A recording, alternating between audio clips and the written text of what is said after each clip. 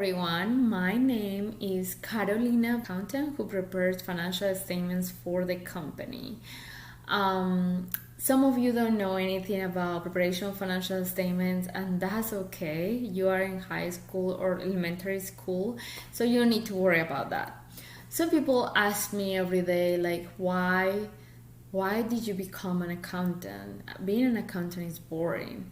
Let me tell you, it's not. Actually, it's the opposite. In my job, I don't even know what type of issues I'm gonna encounter every day, and solving them give me this great sense of accomplishment and happiness. It's like it gives me this high once I'm able to accomplish something, or when I am able to tie the financial statements.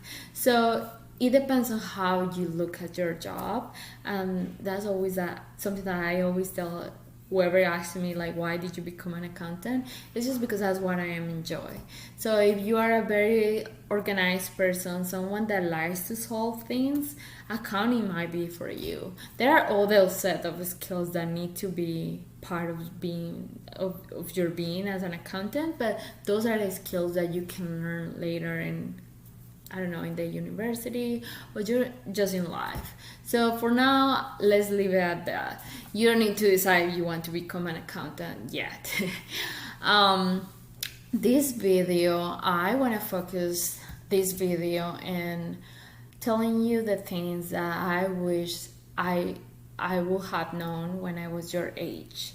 Also, I want to give you a little bit of mental health tips that I use every day now, and that I wish I would have known back when I was 15 years old. Because I understand when you are 15 years old, the things that worry you are totally different than the things that worry me right now. But hey, these tips will work for you the same way that worked for me. So you're totally fine. So let's start giving you my story and why I wish I would have known what I know now. So when I moved to the United States back in 2012, but I was born and raised in Colombia, actually in a really, really small town called Tuluá. That's like 40 minutes from one of the largest cities in Colombia, which is called Cali. If none of you know anything about Cali, just think about salsa. Have you ever heard salsa? It's like, let's go dancing. That's where I'm from. 40 minutes from there, actually. So it's a really small town. So living in a small town gave me this sense of familiarity and union that I really missed, and I don't have anymore. But hey, if you have a big family, you might experience that. I didn't have a big family, so my family was my friends and of course my mom and all this. But hey, that's one of the things that I really appreciate coming from a small town. Also, so I was born and raised there, and I was a very timid girl. 7 years old, I would say, like, my 7-year-old was very timid, didn't want to try anything. I was afraid of every single thing, and I was like, no. Anyway, so I was a very timid, afraid of everything person. It wasn't until I was 14, 15 years old that I decided that I would be more open, because back then I didn't even have boyfriends or friends, that many friends. So if I could go back, I would say you need to try every single thing that is around you. No bad things. Go and try the opportunities that are being given to you. This country has amazing opportunities. I wish my school will have like all these classes that you can now become part of it, like piano classes, music classes. We don't have those back in Colombia, or at least in my small town. I didn't have the opportunity to go and play basketball, or like pick between gymnastics and figure skating, or all these sports that you can pick up here. So if I could give you a good advice is, even if you are not good at it, just go and try. And try it not just one time. Try it for a couple months. And that's when you're gonna know if you really like it or not. Because I'm a huge believer that even if you are not good at something, you can become good at it. It's just practice. Everything in life is just practice. And that took me a long time to understand. So back when I was 14 years old, that's when I decided to try for cheerleaders. That's when oh my God, I didn't know that the sense of a team can give you that much confidence. And that's what you want to go for it. You want to go and become that confident person, because nobody wants to be around someone that looks sad or someone that is not sure about their actions. You want to be with assertive people. You want to be surrounded by people that believe in them. That way they can be contagious to you, and you can become this confident person too. So I will say, even if you are not good at something, go and try it. Go and try it until you become good at it, or until you definitely say like, okay, I'm not good at this, and then you can try something different. That's something that I wish I knew back when I was your age. I wouldn't try anything new just because I thought I was not gonna be good at it. Sometimes you're not good at something. Most of the things you are not gonna be good at them, because that's why we are all different. We are all made to be someone different. You know, you don't need to be exactly as that person that is right next to you, or the person that is in the Instagram showing their perfect body and their perfect way of doing something. That's just social media. Social media is not even real. So let's go back to where I was. That's when I started and decided that I wanted to be something different. I want to try something different in my life.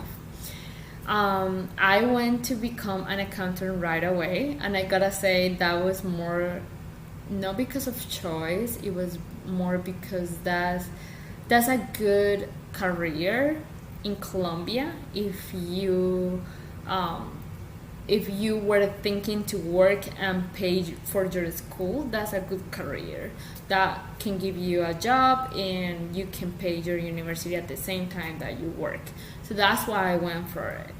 I gotta be honest. If I could go back, I would be a doctor. But hey, I didn't have the money to just sit there all day in my house and go to school and not work. I needed to work. So when I was an accountant, that's when I started trying all these different things. I was like, I wanna be good at sports, you know? And it was a little bit too late because now I worked. So I didn't have time to dedicate myself hours to practicing a sport, right? That's when I picked up a little bit of mountain biking, and that was a type of mountain biking which is very, very hard to do. I'll be posting some pictures over here of the mountain biking experience. Or also I went canyoning, which is not really great. I tried bungee jumping, I did rafting, and I almost died. And there were many things that I started doing, and some of them were reckless, like rafting that I didn't have any experience and I almost died. Even my mom didn't want me to do. But I think those were experiences that made me the person who I am right now. I now know that rafting is not for me, but I didn't know that until I tried it, right?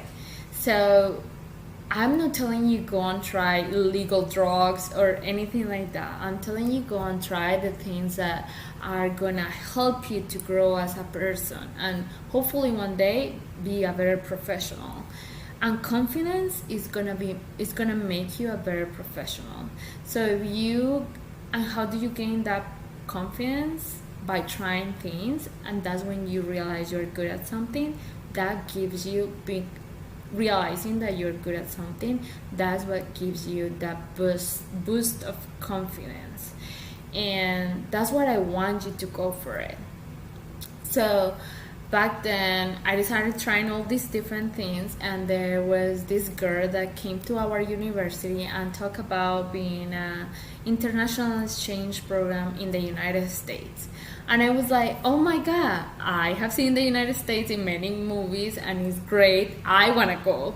So I signed up for that international exchange program while I was doing my last year of the university, and I was working for a manufacturing company as an assistant accounts payable analyst. So I decided to sign up for it, and the process took like 9 to 1 year. And they were requesting you to live with a host family here and learn about their culture, and they will be helping you to learn English for a year, and then you will go back to Colombia. And I was like, that sounds great, I'll do that, and then I can come back to Colombia and get a better job. Well, to my surprise, when I arrived to United States, it was nothing like the movies. I moved to Michigan, United States, which is very, very cold, nothing like Colombia, definitely not all like Colombia, and I was depressed for a long time, like 3 months, 4 months. I was crying every single day. Even though I studied English for 3 years in Colombia, when I came here, I was unable to understand a word. So that was very, very hard. And living with a family that you could not even understand, and they cannot understand you either, is really tough. And that's when I learned how resilient I was. And I just try harder. That's what I'm saying. Even if you are not good at it, you are gonna become good at it by practice. So I'm still like, you can tell I have an accent, but I'm able to communicate now. I am really good at math and really good at my job, so that makes me valuable to the company. Yes, English is still a struggle. Yes, I'm still learning, but hey, one day I'm gonna be really good at it. And I'm still considering myself like I'm fluent. I can have conversations. In a business meeting, I can definitely make my point. And my voice can be a little bit shaky right now, just because I have never done this. I have never recorded a video of myself, so this is kind of strange to me. But hey, so that was the first thing that I learned about me. I can be resilient. So after that year, or about 9 months during that year, I decided to pursue a master here, and that was really hard. I mean, not just economically, the economic point of that was very hard to accomplish. Plus, being here is not that easy when you are coming from another country. So I needed to do a lot of paperwork to stay here. And fast forward, after 10 years of being in United States, this is my English. Yes, I still have work to do with my English. And I was able to finish my master's in accounting, and I was hired as an intern in a manufacturing company in Michigan.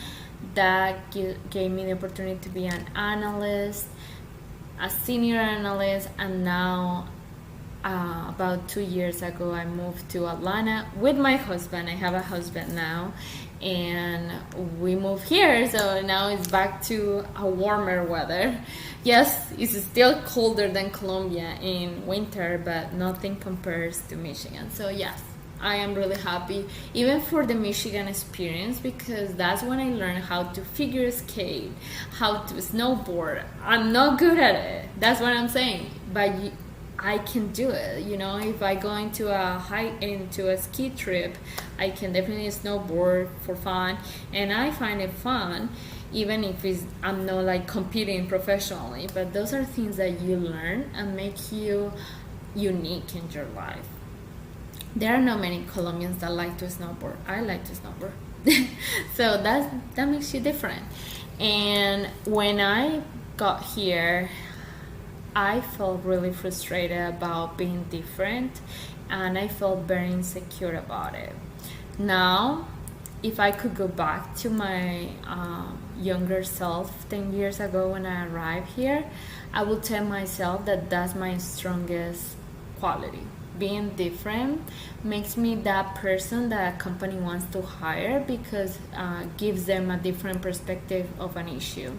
I am called to business meetings just to give my perspective, because my perspective is different to what they have in that meeting. So definitely, my advice to you is, don't feel that being different is something bad. Being different is what makes you special. So now go ahead and answer that question. Why do you think you are special? You are special because you are unique, because you are different, and that is gonna make you valuable, not just for your family, for your partner, for your friends. That will make you valuable in a professional life. You can give a company a different point of view that they already have. So stop being ashamed of being different. Being different is a quality.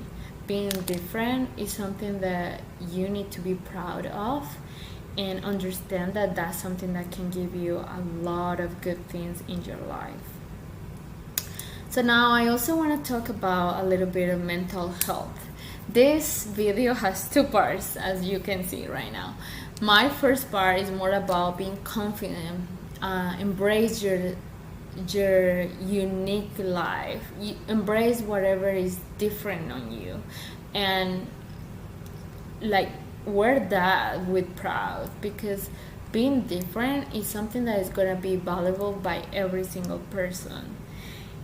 My boss sometimes come to me and ask me, hey Carolina, there are things that I don't know, you did this different that I thought I would do it, can you give me your point of view? And that's what life is about. Not everybody, when they are solving an issue, they don't want to hear the same answers every single time. No, they want ideas, and being different is going to give you the opportunity to give different ideas. So embrace your uniqueness, and go out there and try different things and talk and give your point of view, because that is important. So let's now switch to mental health. I'm confident about it too. Now I want to tell you that in order to be successful, you have to have really balanced mental health. How can you how can you achieve mental health? I think meditation is something that is really important for that. Meditation is hard to it's hard to get to a meditation level where you can actually sit and meditate and you can do it. No, I think like everything is a step by step. So definitely yoga is your first step in order to accomplish the meditation level that you probably want to accomplish when you have like a stressful life or when you have a professional life. So the way that I started to meditate was back in 2016 when I started yoga. And I realized that yoga not only gives you that mental health benefit, but also physical benefit. So it's like exercising your mind and your body at the same time. So that's great. And I started doing yoga for how it looked in Instagram. Funny enough, because Instagram is part of us, and is out there, and I started like because I thought it was really cool. These yogis, Instagrammers that are always posting these poses and things like that. And then I went to a class and I hated it because I was not able to do any pose. Of course, anything that new that you try is different and hard the first time.